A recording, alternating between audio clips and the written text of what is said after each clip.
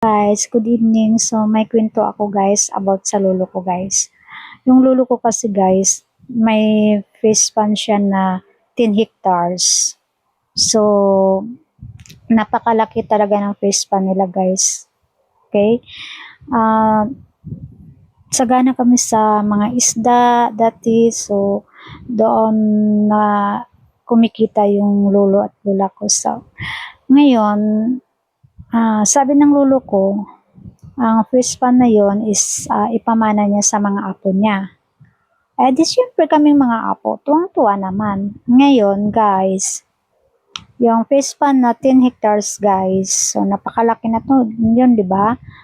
Ngayon guys, ang nangyari, nasunog. Maniwala ba kayo? Nasunog yung fish pan.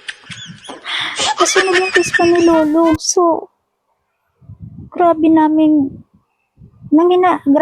iyak, nanghinayang kami. Kasi nga, bakit nasunog? Bakit nasunog yung fish pan? Kaya wala na kaming mamanahin. Malaki-laki pa naman noon, guys. Sayang yung mamanahin namin. Nasunog yung fish pan. Grabe. Sobrang nakakalungkot, guys.